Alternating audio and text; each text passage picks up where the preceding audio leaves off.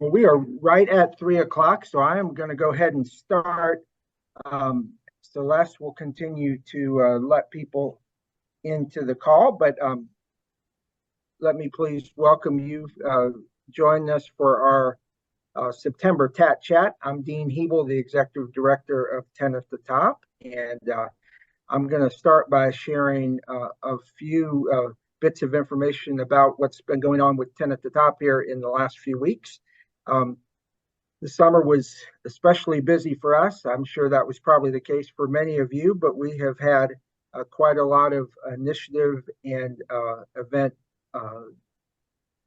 efforts going on in recent weeks. So far this year, 10 at the Top has hosted 66 regional engagements with more than 2,300 participants. Hopefully some of you were able to join us yesterday for our biennial Upstate Regional Summit that was held at the Greenville Convention Center. It was a great event with roughly 500 leaders from across the upstate coming together to talk about issues facing the region today and into the future. We have several events coming up over the next few weeks that might be of interest to you. Our second session in the Upstate Downtown Academy will be held on September 19th. Where we will be at the city of Lawrence. We have only a few spots remaining for this session, so if you are interested, please be sure and register today through the link that Celeste is putting in the chat. Our next Upstate Connect in partnership with the Urban League of the Upstate will be held on Friday, September 20th at Furman University. Our topic for this session is racial disparities in healthcare outcomes. We have already reached our capacity for this event, but I did get within the last hour someone who canceled, so we will be reopening and having a waiting list. So if you're interested, please feel free to let me know or let Celeste or Justine know, and we will add you to the list. We have been talking for a while about the great work being done by partners within the behavioral and mental health fields through Resilient Upstate. On September 25th, we will be conducting an in-person mid-project meeting of all 4 of our work groups to provide updates on the current status of each group. Even if you have not been involved in this initiative, if you're interested in learning about the work to date, please feel free to join us on September 25th. Celeste is also adding the information about this event in the chat. We were very fortunate yesterday at the summit to have 2 classes of graduate students in the Clemson University Master's Program of Urban and Regional Planning taking notes at the various sessions. On October 9th, they will provide a summary of what they learned during the summit.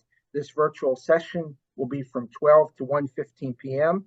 and Celeste is putting the Zoom link to register for that in the chat. We are also just a month away from our annual Young Professionals event Peak. It will be held this year on October 15th at the Hyatt in downtown Greenville.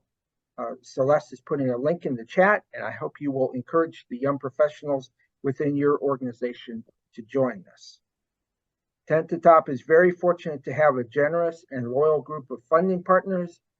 Just this year, we have added 16 partners, including 2 brand new leadership level partners. You can see the list of our leadership level partners on the presentation slide, and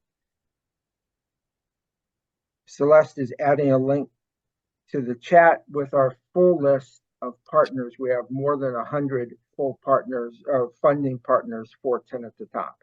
If your organization or business is not a current funding partner, don't worry. As Todd Horn said yesterday at the summit, we always have room for 1 or 2 or 10 more. If you are not currently a 10 at the Top partner and interested in becoming a funding partner, please reach out to me directly. So at this time, it is now my pleasure to introduce GP McClear, the director of the Upstate Mobility Alliance, and to introduce our topic and our speakers for today. GP? Thanks, Dean. Good afternoon, everybody. GP, Director of the Upstate Mobility Alliance.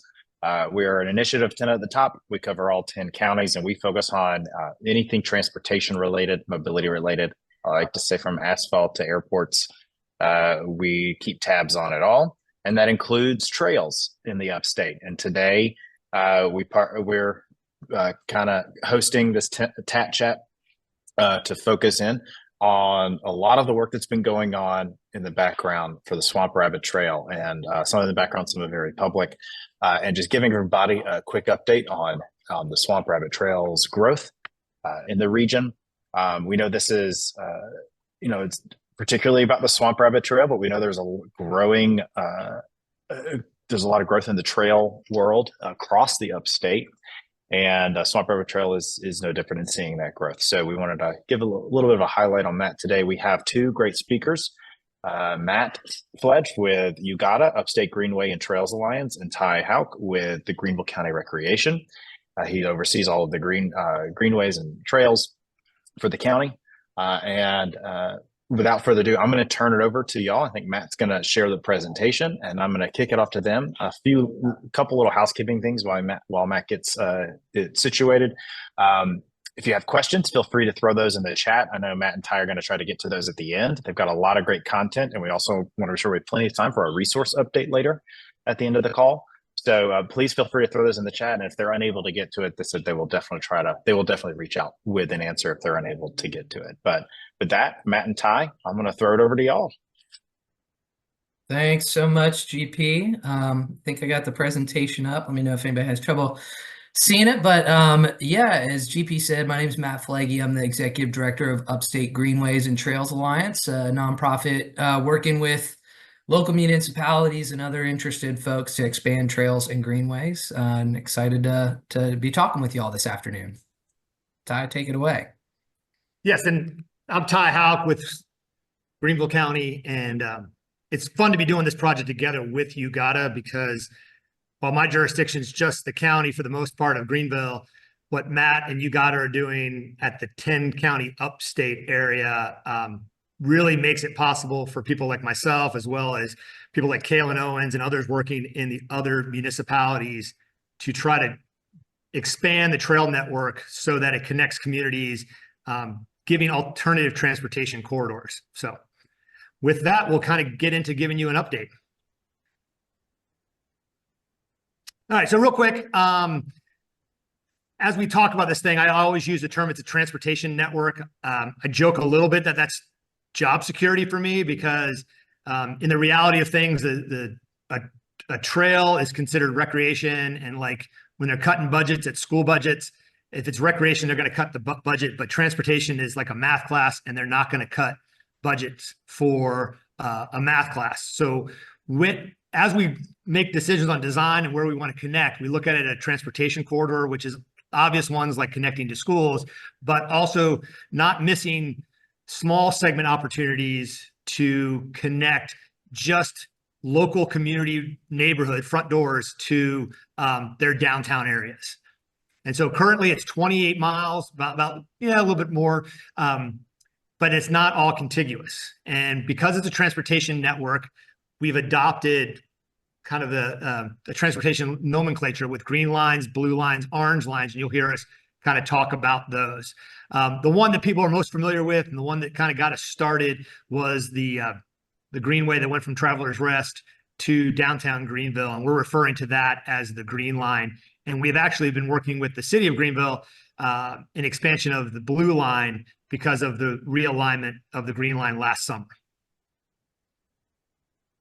So this is the Blue Line. So the Blue Line is that area that used to goes down the bowling alley, and it used to be part of the Green Line, but that opportunity goes down there for now, and we're working, and Matt will get into it a little bit later, about how to expand that network. And when we look at this thing, also keep in mind that the Swamp Rabbit, for the majority of it, is a paved shared use path. And that's important to differentiate than a trail. Trail is kind of, again, recreation. It's an opportunity to get active and enjoy that. But a shared use path is meant for universal access for all of all abilities. And as we design these things, we look at that so that people have an opportunity for transportation independence throughout their entire life. Blue line, just kind of a little bit of context, goes through connects to the Parkins Mill area, and then the dashed lines are just an existing kind of street corridor. And this section actually has a major route improvement, working with REWA as part of their centennial anniversary, making major improvements because we are experiencing additional flooding of the existing right-of-way. This is also opening up opportunities for us to connect along the Malden Road area with all that mixed-use residential that we're seeing between the Greenville and the city of Malden. All right, orange line is small but mighty. It's only 0.7 of a mile, and this is just around the Swamp Rabbit Cafe area, if you're familiar with. But this area is also another area where we're needing partnerships. We're working with UGATA. We're having conversations with Norfolk Southern, and we're working with the city of Greenville. And the city of Greenville was in the news just recently about master planning their connectivity into the North Main area, Rutherford Road, North Main, Larkin Sawmill area. This also in this space, there are since we opened the orange line, either under construction or have been built, are over 1,200 residential units around in this 1 mile radius area. And this is, again, is a testament that these kind of, for lack of a better word, these kind of wonky areas in Greenville, until there was a transportation corridor that allowed for movement into the greater Greenville area, these weren't prime development sites.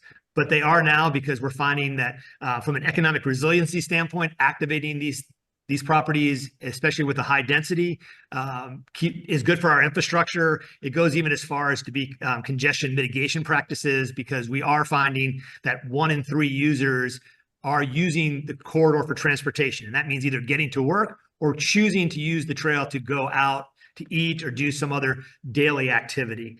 And right now, this area is projected to have over 2 million users annually for this section. So that's nothing to laugh at.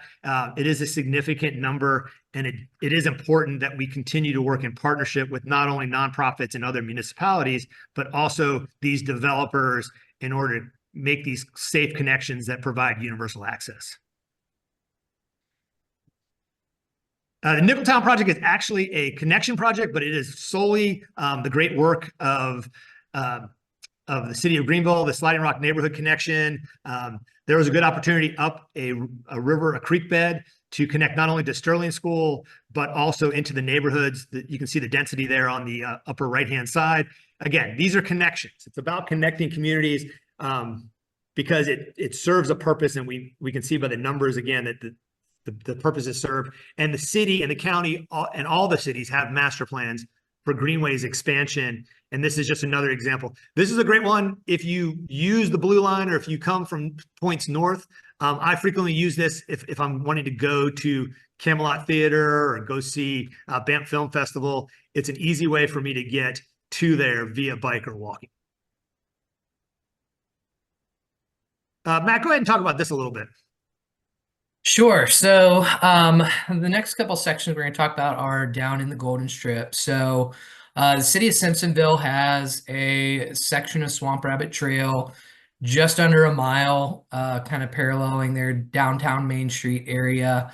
And it's not currently connected to other parts of the Swamp Rabbit Trail, but there was an opportunity, given some public right-of-way available, to put this trail in, and they've done so with the vision of let's build what we can when we can and expand for the future. Similarly, in Fountain Inn, the city of Fountain Inn has a 1 mile section that runs just north of their downtown area, back kind of along a creek to the back of Fountain Inn High School. This was another idea of, we've got an opportunity to build some paved greenway, let's do it. Both of these are popular, I'd say more recreational amenities, given their sort of shorter length and lack of broader connectivity, but they have really laid the groundwork for broader expansion of the Swamp Rabbit Trail and the Golden Strip, which is what we want to talk about next. Or Matt, go back to that slide real quick. Oh, sure. Yeah. So just another thing that there's a lot of behind the scenes, and again, we're very thankful for all the partners that we've been able to make the Swamp Rabbit. I think originally people thought it was just going to go to Travelers Rest in Greenville and be 9 miles, and then that would be it. Obviously, demand and opportunities continue to grow. And one of those was at this project when the school district was building the high school. They obviously master planned the entire site, but essentially underneath where you see in and high, like between that and school, we have a shaded area, a hatch mark area on their master plan that says future Greenway connectivity. So it allows us to go through that campus, and it was a placeholder. We're still working on details towards the west of it, but again, it's getting these pieces in place, getting easements signed and locked down, so then we can go to shovel ready and deal with the significant effort to build these trails. Thanks, Matt. Sure.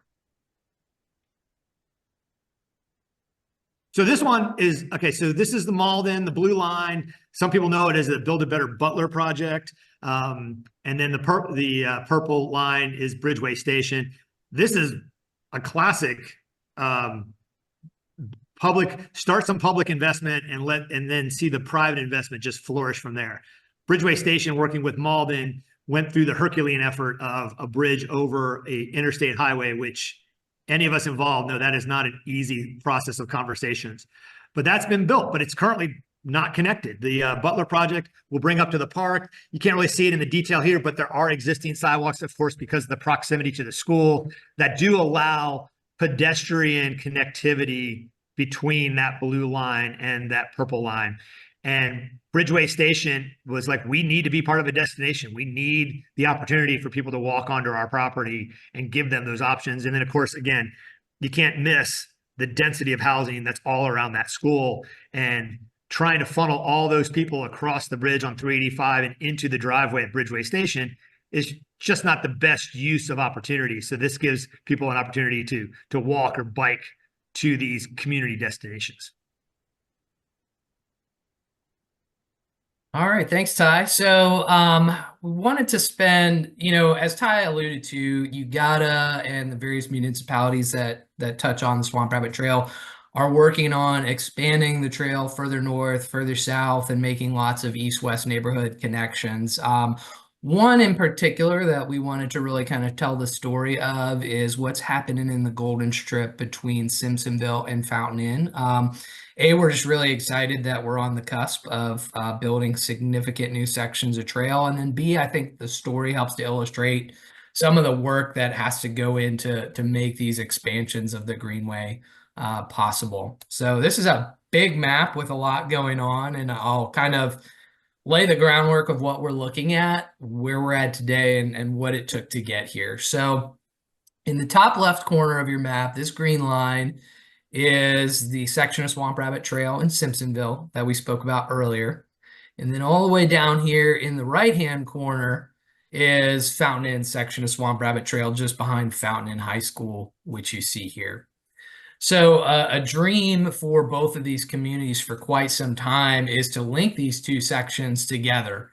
Depending on the exact route, it's about a 5-mile distance between them. So when completed, standing alone, what you see here would be 7 miles of trail, which is nothing to laugh at. It's a pretty significant distance. And obviously, as you can see from the aerials, connecting tons of neighborhoods to downtown Fountain Inn High School, Bryson Elementary, Heritage Park, the high school and middle school here in Simpsonville, downtown Simpsonville, and everything it has to offer. So a real kind of safe routes to school, getting from your home to work, getting from your home to different recreational amenities and downtown business districts. So really everything that we're looking for in a greenway.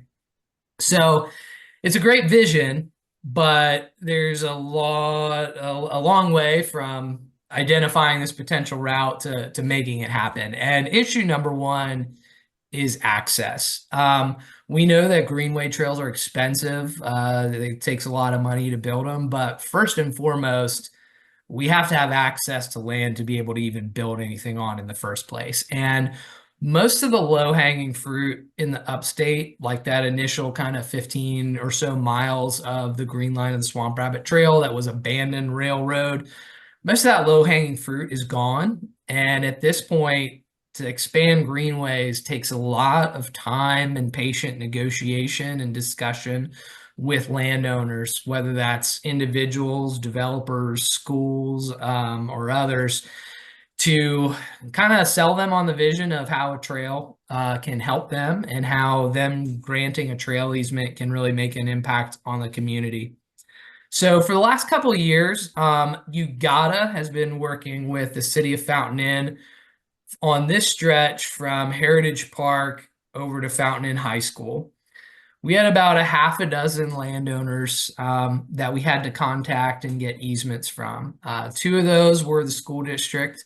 So Greenville County School District granted an easement all along the perimeter of their campus, as Ty alluded to, and then also an easement on Bryson Elementary to get the trail through there. Another easement we had to obtain was from a private developer. This was Mark III Land Development at the time, and then transitioned to Dan Ryan Builders, but they granted an easement to bring the trail through their property. You know, developers are obviously have a lot to gain from being connected to the trail, so that's not too hard of a sell. Typically, where it gets a lot more tricky is when you get into individuals. So this 40-acre parcel right here, this is a couple that has kind of deep roots in the Fountain Inn community.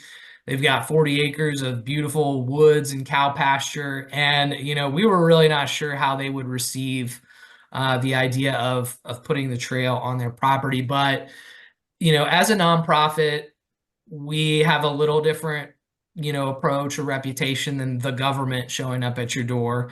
And we have the kind of time and resources to do some deeper research, find out personal connections. So we got a good introduction to this couple through the local Rotary Club, where the husband is an active member, and really kind of just pitched them on the vision of this is an incredible gift to the community to put this trail in here to allow kids to get to Bryson Elementary School, or families to get out and enjoy recreation, people to get to work, and it's a real legacy that you can leave in the community. So that couple, we were very pleased, agreed to just donate at no cost a trail easement because they saw the sort of community benefit from it. We then had another sort of development piece that we got an easement from. There's a sort of a neighborhood section and some DOT right of way, but you know, essentially put all this together. This is another suburban development coming in that we're finalizing an easement for. Over here in Simpsonville, Simpsonville had put aside some funding for you know, exploring right-of-way acquisition and doing initial design work, working with Blake Sanders at Studio Maine. UGATA got involved with this property here, which is a sort of industrial facility. We had a relationship with that owner and we're able to get him on board with an easement. So we're now sort of finalizing the last couple pieces, but basically we now have the access to build all of this through easements or easements that are being finalized, which is, you know, really exciting. So, okay, you got the access. Now we've got to design it and build it and figure out how to pay for it. So UGATA has, through some state funding appropriations that we received, we've done 100% design on this portion from Heritage Park over to Fountain Inn High School and are working on finalizing permits. And then Simpsonville is also working in conjunction again with Studio Maine on finalizing the design here. So we're getting very close to a point where these projects are shovel ready, meaning we've got the easements in place, we have designs, and we have all the permits that we need. But putting this all together, it's a very expensive endeavor. The sort of going rate for paved greenway, if you have no challenges like utility relocations and bridges or major engineering feats, is about $1 million a mile. And as Ty alluded to earlier, if you're thinking of a paved greenway in the context of a recreational amenity, that definitely seems like a lot of money. If you are thinking of it in terms of transportation, which, you know, upwards of a quarter of current users of the Swamp Rabbit Trail are using it for transportation purposes. And as that network grows, that number is going to grow. If you think of it in terms of transportation infrastructure, it's pretty affordable, you know, relative to road improvement projects, certainly. But it's going to be a big price tag for all of this. And so UGATA has worked on sort of cobbling together some of these different sources to cover this. And I think it's an interesting illustration. We talk about public-private partnership. This really gives you a good idea of what it looks like on the ground. So everything you see in red, the city of Simpsonville has applied for a federal transportation alternatives grant. And UGATA has contributed about $600,000 as match towards that. They're expecting word back on that grant in November, but if awarded, that would fund the construction of everything you see here. And obviously, the city of Simpsonville is exploring other, you know, funding options if that is not awarded. Moving here, and sorry, this green section in the middle is existing kind of multi-use paths within Heritage Park that will be tied into the Swamp Rabbit Trail network. This orange section here is a portion of the trail that UGATA applied for a Transportation Alternatives Program, or TAPP grant, through GPATS that was awarded earlier this year. So SCDOT will be managing the final design and construction of this portion of the trail. This pink area that you see here, this is a new subdivision that's going in, and Dan Ryan Builders has agreed at their full cost to build that portion of the trail that's on their property. So we're extremely excited by that. I mean, I think they clearly can see a pretty direct return on investment as they're prepping these lots and building homes and selling it and be able to market it as a trailside community. But it is a pretty big risk for them to lay out, you know, that cash out front. So we're really thrilled that they sort of saw the vision and agreed to kind of chip in to build their portion of that trail. And then from here over to Fountain Inn High School, the city of Fountain Inn is working on including some funds from their capital budget, and then UGATA is also contributing some additional funds from our state appropriations budget. We're also in conversations with the developer that's planning to do this to sort of share that cost. But really, you can see to put this together, it takes you know, a nonprofit sort of coordinating and putting some pieces together. It takes significant buy-in, both time and financial resources from the local municipalities, coordination from the county, some state funds, some creative ways of putting grants together, and private developers. But we're really excited because I think that this portion of the trail where Dan Ryan is building and UGATA is probably going to fund this portion, we should be starting construction in the very near future here, and then getting in a position to sort of put out bids for this portion. And then depending on that federal grant with Simpsonville, like we see in a very near horizon, this stuff all coming together. So it's been a labor of love, but exciting to really see on the horizon a time when you can, you know, ride from the warehouse at Vaughn's down to Fountain Inn or vice versa, and that's going to be a great amenity for folks in the Golden Strip and beyond. A few additional expansions that are on the horizon we just wanted to touch on as well. First of all, this is the Travelers Rest Greenway.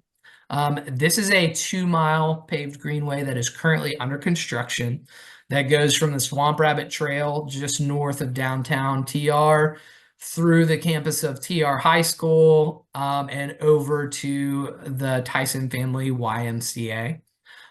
This was a trail that was in TR's sort of bike and pedestrian plan, but hadn't really gone very far because, again, there was like 4 or 5 landowners that were involved with, or who owned the property that this proposed route was on. So UGATA met with all those landowners. We secured easements. We funded the design and permitting, and then now in a funding partnership between Greenville County, the City of Travelers Rest and Uganda were able to put together the funds for construction. Greenville County is managing that with a private contractor, and we expect that within the next 6 months, this new greenway will be open to the public. So we're very excited about that. Let me just add to that, Matt, if you go, thank you. Just to the left of that M in the orange of the trail alignment, that is going to be, and Matt might know, but it's a significant number of homes. And if you look at the road network, the green line over there is Travelers Rest downtown. You can see, because of topography, the headwaters of the Reedy, other design challenges, there is not a lot of roads coming into 276. So this is not just connecting to the Y. This is allowing those communities to connect into downtown. And obviously downtown, the vibrancy of 276 and Sunrift and the area along where the Commons is and where Spring Park Inn is that its continued success is, it's got to be critical that it still has a pedestrian feel. There's going to be traffic. There's no avoiding that. We need traffic because that means we have residents. That if we have residents, that means we have a tax base. And if we have a tax base, that means we can continue to build transportation projects like this. But if you lose the pedestrian scale on Main Street in TR, then people are going to start to look elsewhere to live.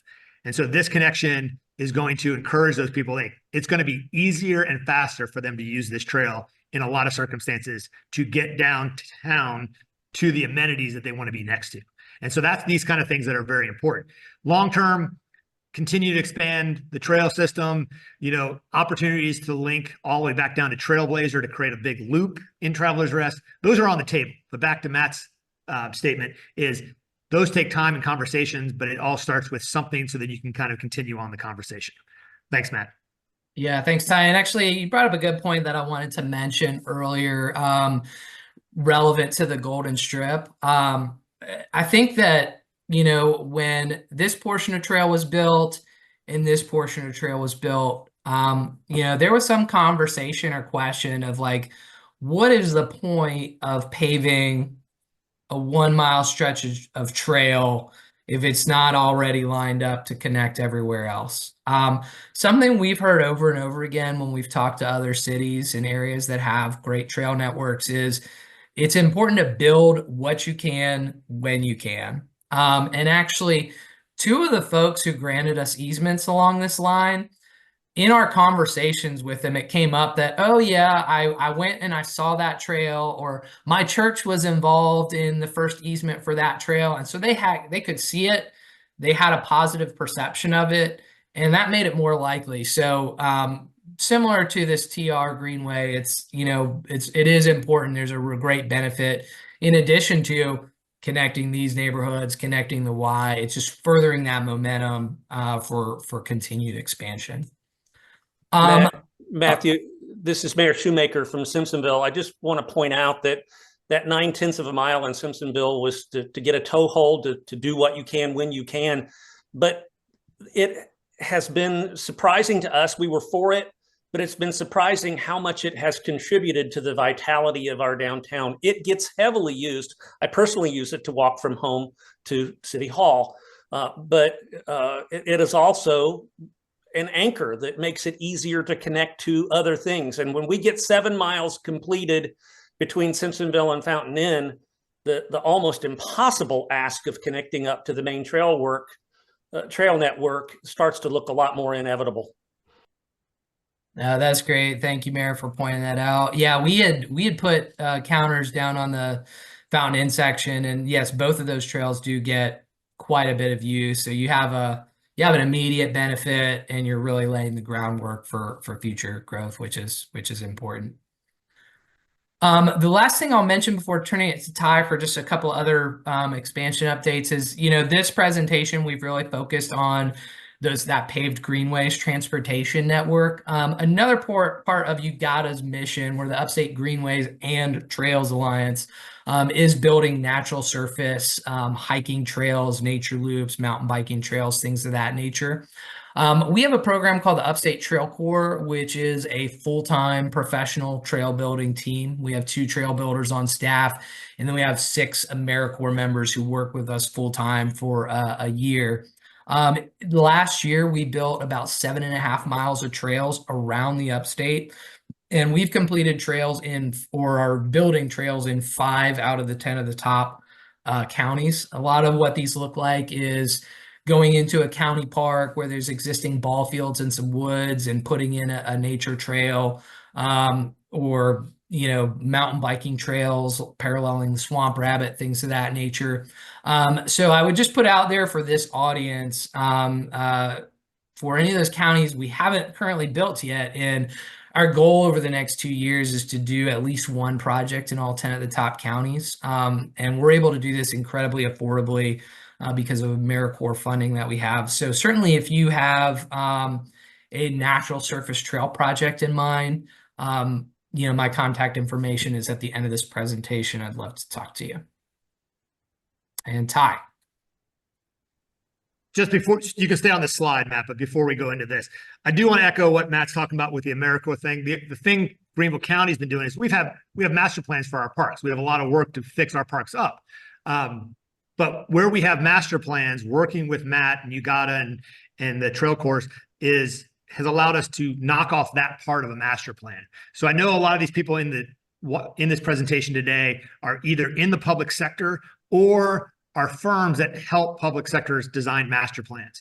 If you've been involved with one or you're working on one, remember these resources, because getting something shows progress when building parks are expensive. But showing these projects and sticking to a master plan, Ugata's no different than every other group, from pickleballers to padel to cricket. Everybody wants some space for their public opportunity, and we kind of have to run that line, saying that isn't in our master plan for this project site. But Matt came to us originally, was like, hey, we see all this empty land, we want to build trails everywhere. And we're like, well, we do have master plans for some of those things, we just don't have them activated yet. And since then, Matt's been fantastic, and you got to understand, like, all right, what do you have on a master plan for trails that's natural service? Let us help you get that done, and we won't worry about these other parcels, because we know have other master plan developments for those that aren't trail related. So with that said, I encourage you to just take this opportunity now to really connect with Ugata. So the RAISE grant, another federal grant, we got it this year, I'm sorry. We were the only one in South Carolina to get it.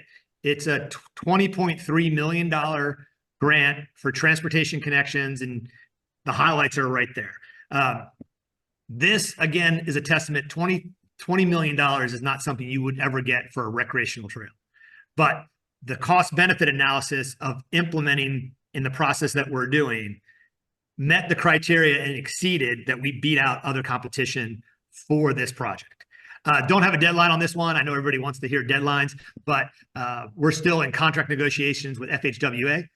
Fortunately, they're going better than some people's experiences in the past. So we're pretty excited about this one. But this is in the Sans Souci area, kind of between Greenville and Furman. And it's more to come. And I'll happy to be answering any questions about it as we kind of get into the Q&A here. But it obviously, one of the things I get quite frequently is the amount of traffic. That's job security for me, so I don't mind it too much. I just would like everybody to kind of understand that on busy weekends, it's going to be busy. And I'd encourage anybody that has negative experiences to reach out to the county, reach out to even the 911 number, the non-emergency 911 number, and let us know, because it creates a heat map for us to identify areas to focus our efforts on. So I know that's a kind of a common question. The other one, before we kind of go into the Q&A or wrap up here, is the Saluda Grade project, 31 miles in North Carolina and South Carolina. Fortunately, 0.4 of a mile of that is in Greenville County. And I've already told the partners that are leading that charge that we want to be the first one to build our section. The reason we're able to build a little bit faster than some other counties is because we do have in-house road paving, road building capacity. And we look forward to that project. That project might be able to put down some asphalt in a year or two. So that one obviously is going to be game changing. And the Swamp Rabbit paved the way for the ability to get the amount of money they needed to at the state and federal level to make that heavy lift to make that happen. So that's all I got. Here's our contact information. Feel free to reach out. Feel free to call me and complain. Let me know when there's too much trash or a tree down, but we appreciate you guys being here. It's a good audience. I would like to wrap up a little bit with and people like Kalen Owens and others at the municipality levels. We are involved in subdivision review.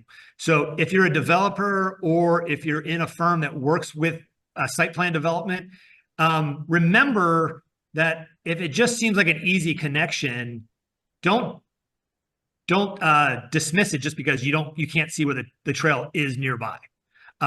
We want to have those conversations. We've had a lot of successful conversations that way. So as a value add, if you're an engineering firm, if you're talking with a client and they've got some space that's pretty much unbuildable for any other reason, hit up Matterai and let's see what opportunities there are. Sometimes I know there's got to be land transfers there, and those conversations take a little bit of time, but transportation starts with dirt to build on, and we look forward to continuing to have robust conversations.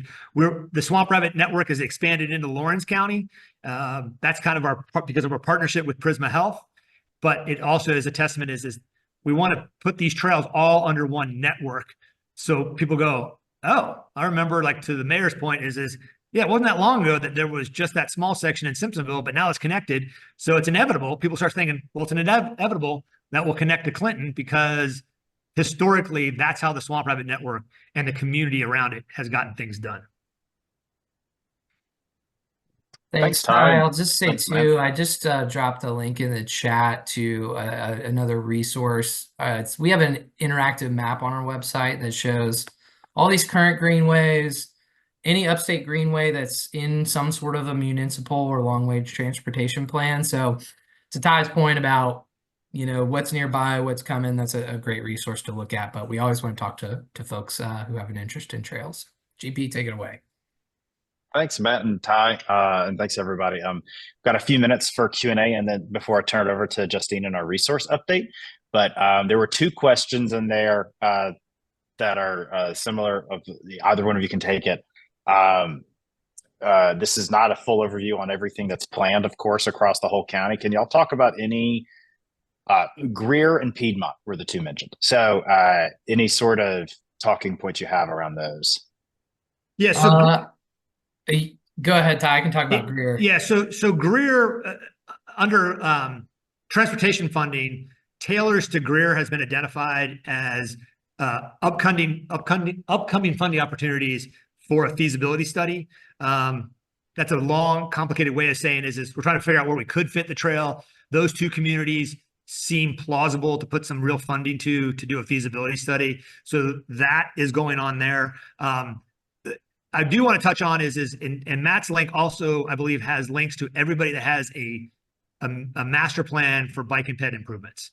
So especially those more heavily in the industry, make sure those plans, each municipality has a plan, because what happens is pieces of that come together in the sense of, if DOT is repaving a road and there's an adopted master plan by that jurisdiction, then DOT is like, okay, well, there's nothing here right now, but we're going to put the curb cuts in, we're going to put the crosswalks in, and all that adds up. So people that have interest in certain locations, see if there's a master plan on that map. If there isn't, work with that jurisdiction to get that master plan. Pivoting to Piedmont is Anderson County recently adopted a master plan for Piedmont. City of Greenville County, it's coming to Greenville County. I don't know the exact date, but if people want to reach out to me, I'll send you a link to the master plan, and that starts with an endorsement at a jurisdictional level, like, we endorse this plan. Typically, it doesn't mean there's any funding for it, but it does start that effort towards going in that direction. So Piedmont's got some opportunities. There's some old sidelines, railroads that are attractive. Definitely see some opportunity of their downtown area, revitalize their downtown area by connecting to a lot of the development that they're seeing going on around that area. And again, it would function as like the next cycle of what you're seeing in Fountain Inn and Simpsonville, where it's part of the network. We're working to connect it, but short-term connections from front doors to downtowns and then long-term connection into the entire network.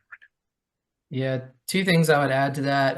One, in City of Greer, there are plans in place for a paved greenway following the South Tiger River, kind of around the Greer Country Club. So that is something that is still in the process of moving forward. And then on the natural surface trail side, our trail team built about a 1 mile natural surface trail network in the City of Greer's Country Club Road Park. Again, sort of an interesting example of building trails where people already go. And then in Piedmont, earlier this year, we partnered with Anderson County. They've acquired a piece of land on the west bank of the Saluda River where they're planning a large park. And part of that master plan for that park called for some natural surface trails. So we went ahead and built those trails so that whenever that park does come online, those trails will already be there ready to go. Thanks, guys.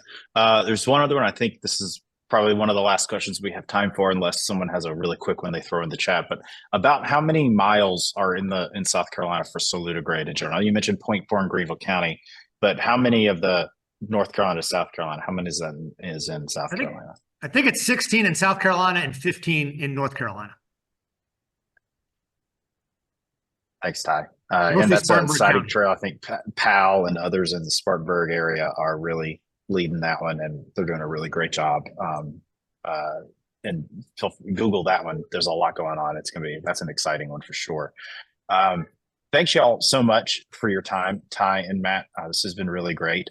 Thanks, Paul, Mayor Shoemaker, for your comments. I know Mayor Merritt's here as well from Malden. I know that you got us work in Malden has also been really helpful to connect all of this. So thank y'all for your time today. You have their information. If you guys may want to throw that in the chat if you have a second during this part, so that people can just copy paste it.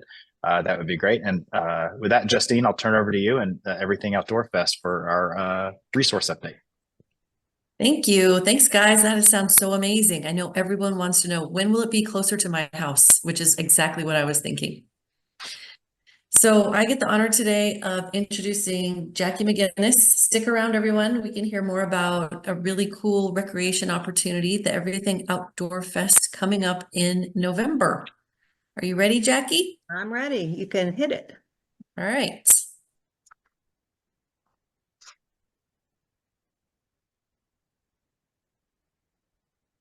It should be volume.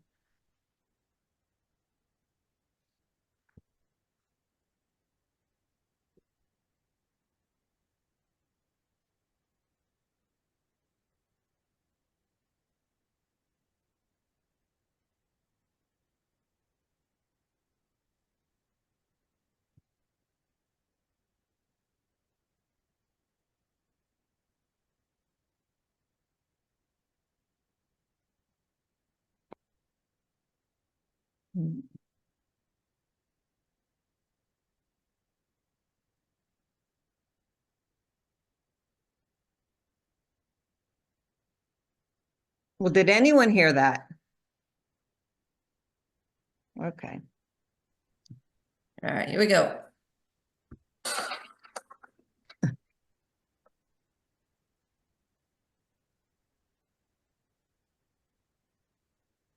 Take two.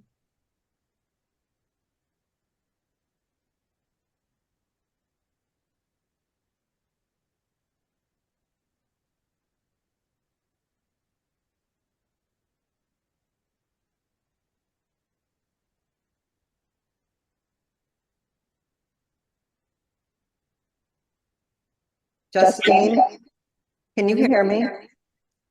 Yes. Okay. Did anyone hear that? No. Was anyone able to hear it? Okay. Well, I'm just going to continue because the volume was the best part. Can everyone hear me? It was pretty rocking. Sorry about that. I don't know. Yeah, sorry about that. I don't know. All right, well, I'll continue. My name is Jackie McGinnis, and I've been creating events literally since I was a teenager. After working in the corporate world, in media, opening convention centers and arenas, and developing an event department for a company in Charlotte where we produce 15 large citywide conventions annually throughout the world, I resigned and I went on a mission to, quote, find myself in New Zealand. Well, I returned to Charleston to spend time with my family, and I quickly realized it was time to start my own business, which I did. It's called JBM and Associates. It was born in 2001 in Charleston, and I immediately morphed into a consumer show management and marketing business. We've produced more than 100 consumer shows in the Southeast with a niche in boat shows. When the pandemic struck, our shows closed. I decided instead of curling up into a fetal position and crying, which I did a little of, I'd do something productive with my time. So I started noticing what was happening to people. They were getting outside, connecting with nature. The outdoor recreation business was booming, and you could not find a boat. You couldn't find an RV. You couldn't find a kayak. And I realized that the upstate has an incredible natural resources, and it's such an outdoorsy community, but there was no annual festival celebrating the great outdoors. We have Artisphere, Euphoria, Fall for Greenville, Scottish Games, lots of great festivals, and that's how Everything Outdoor Fest was born. So in 2022, we launched it at the beautiful historic Hopkins Farm in Simpsonville. And one of the most difficult things about starting any event is finding a location that fulfills all the goals that we needed. So Hopkins Farm has everything. It has flat fields, trails, a pond, and natural beauty, and great space for us to grow. In 2022, the event launched, and it was amazing. However, it poured and it poured and it poured. And this not only hurt our attendance, but my team's spirit as well. We'd worked really hard, and we'd gotten through the pandemic, and we stayed in business, and then we took a huge hit. But I took a lot of time to breathe, got outside, walked a lot, and realized that the event was still successful, and the feedback was amazing and encouraging. And so in 2023, we made it a nonprofit in order to sustain and grow it financially. So now in 2024, EOF is back November 2nd and 3rd at the farm after another 18 months of planning. Could you do, I'm sorry, slide 2, please?